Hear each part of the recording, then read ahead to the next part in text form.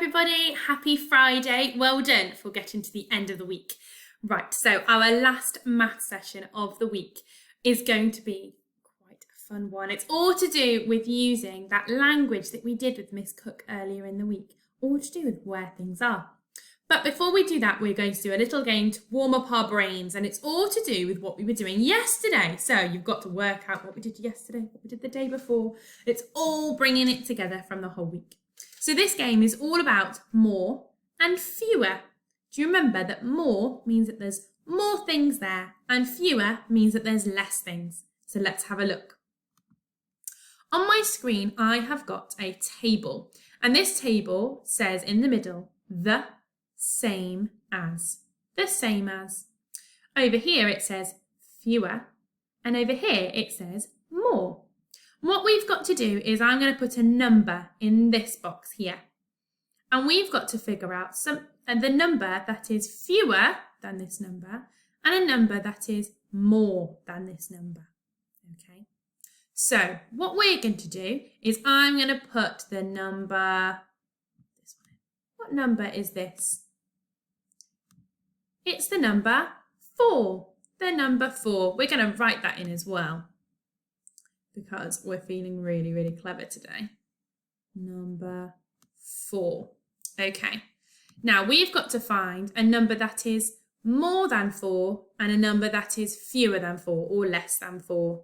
What number is more than 4? Now remember, there's quite a few different numbers that are more than 4. It's not just one more, it can be anything more. Anything more than 4. Is 2 more than 4?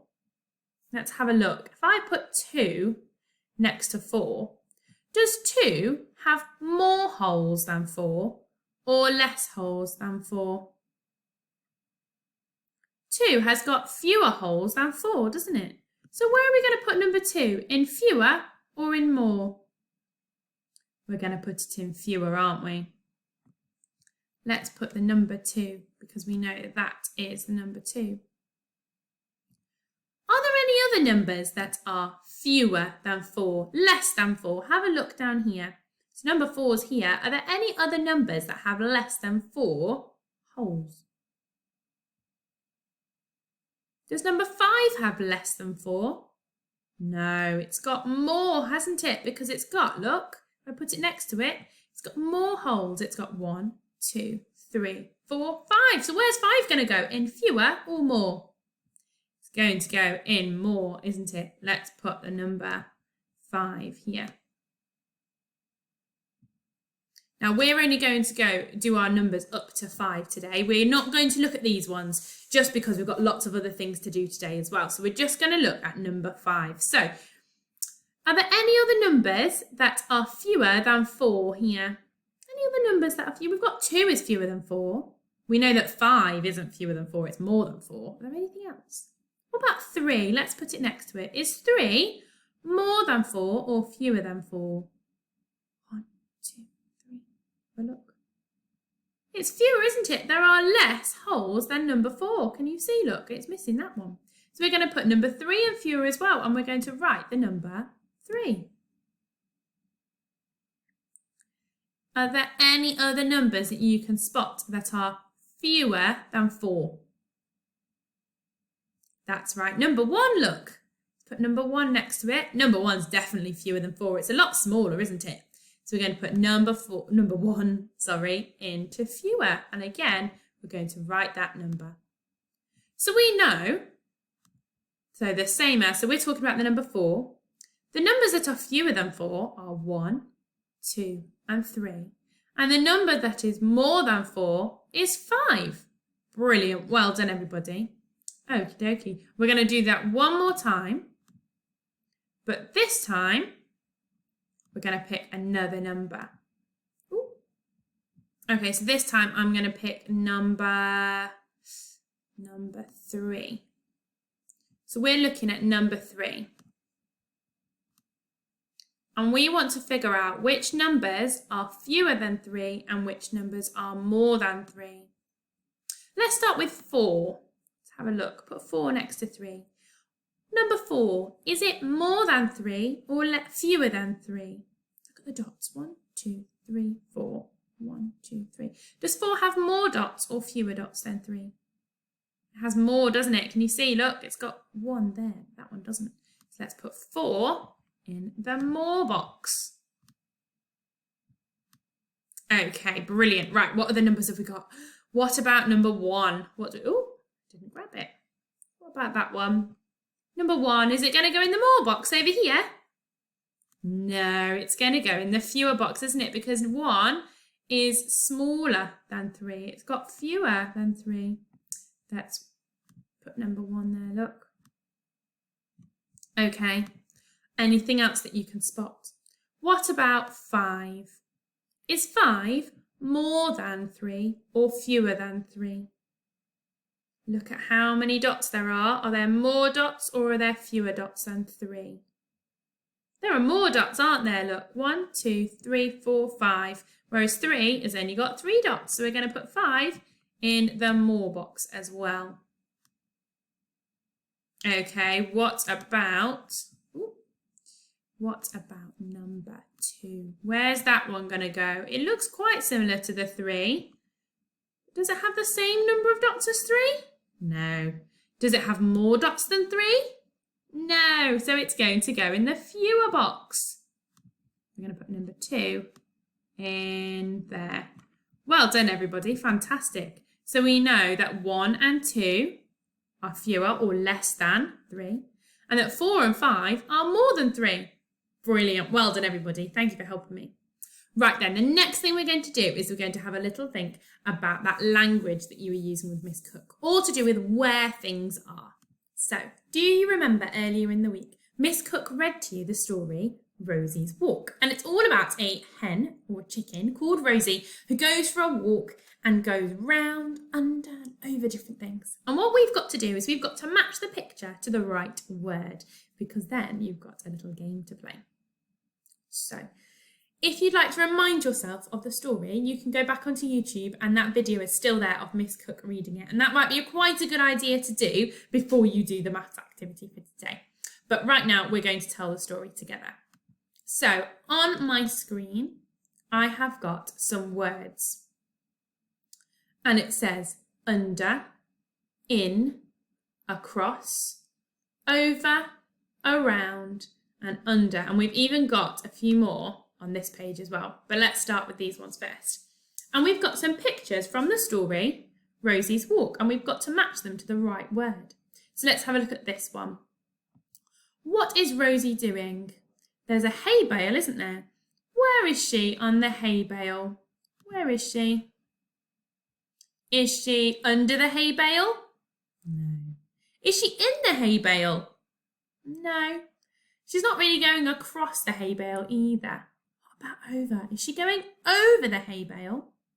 She is, isn't she? So let's move her down there. She's going over the hay bale.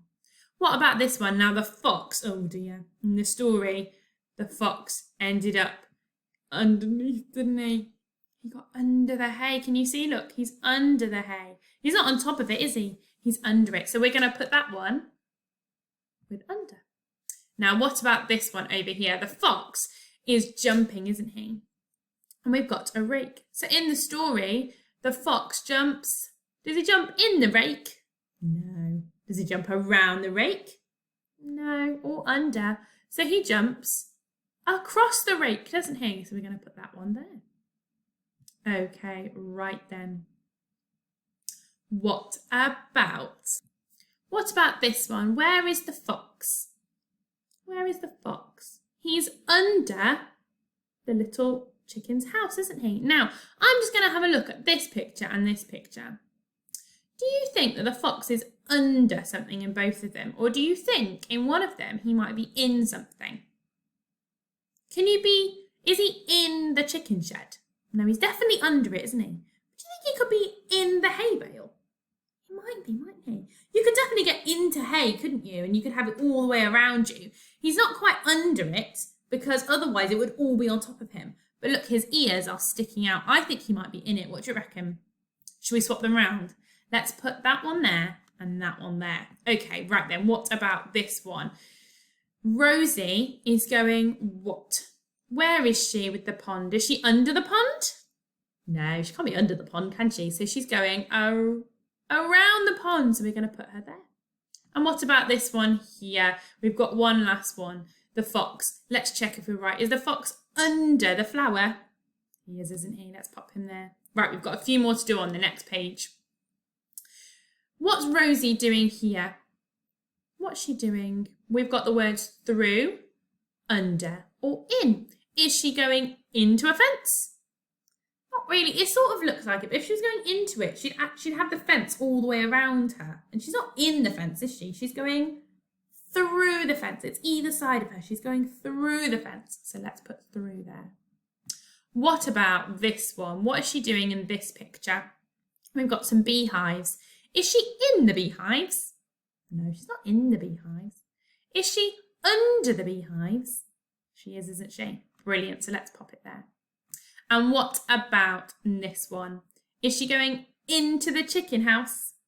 She is. So we've got it right. Well done. Fantastic. So we have managed to match all of the pictures to the right words. Okay.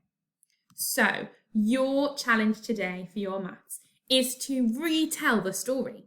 I don't just want you to say the story. You're going to create an obstacle course. That means you're going to create lots of different things around your house or in your garden, which means that you can show the story by doing the things. You can go in things, you could go under things, you could go through things. So we're going to have a little look at some of the pictures that you can have a look at. So on the website, I have popped these pictures for you. So for Rosies Walk, we've got some pictures, and these pictures show all the different things that Rosie does with the right words. So what you're going to do is you're going to go through them and see if you can create something around your house. So for example, the first thing that happens is that the fox is under Rosie's chicken house, isn't he? So I wonder, what could you get under in your house for the start of your obstacle course? Maybe you could go under a table or a chair. Now the next thing that you've got to do is to go across something. So what could you go across? So the first thing you've had to do is maybe crawl under the table. Then you've got to go across because the fox jumps across, doesn't he? Maybe you could get 2 cushions and jump across from one to the other. So the first thing you've done is gone under the table. Then you've gone across. What happens next? Oh, next in the story, Rosie goes around the pond. Now, it doesn't have to be a pond that you're going around. But you've got to figure out, you've got to go around something. What could you go around? You could go around a teddy. You could go around a chair. Maybe you could even go around somebody, but that would mean they'd have to stand there for the whole time. So remember, the first thing you've got to do is go under. Then you've got to go across. Then you've got to go around. What's the next thing going to be in our story? Do you remember? Rosie went over the hay bale. Do you think there's something in your house that you could go over? Now, you've got to do this one really carefully so you don't fall off. But maybe you could go over a big pile of cushions, because that would look like a hay bale, wouldn't it? A big pile of cushions, because the next thing in the story is that the fox ends up in the hay bale. Maybe you could then get into the cushions, or you could get into a small space. Then you need to get underneath something. This says beneath. And that means under something. Again, so we went under the table. There's something else you could maybe go under. Now there's quite a lot of things here. Don't feel that you've got to do something for every single one, but this tells the story. But what I'd like you to do is try and think if you can do them in the right order. So if you have started with under, you can then skip a couple, but then the next one needs to be in the story, in the same order as the story. So I cannot wait to see what you create, some obstacle courses. Maybe you can have a go at it. Maybe you can then challenge someone else in your house to have a go at it, who can do it the quickest. But don't forget to use those all-important words telling people when you're explaining how to do the obstacle course, you've got to tell them using the fancy words. Well done, everybody. You've worked really, really hard this week, and we will see you again next week. Bye-bye.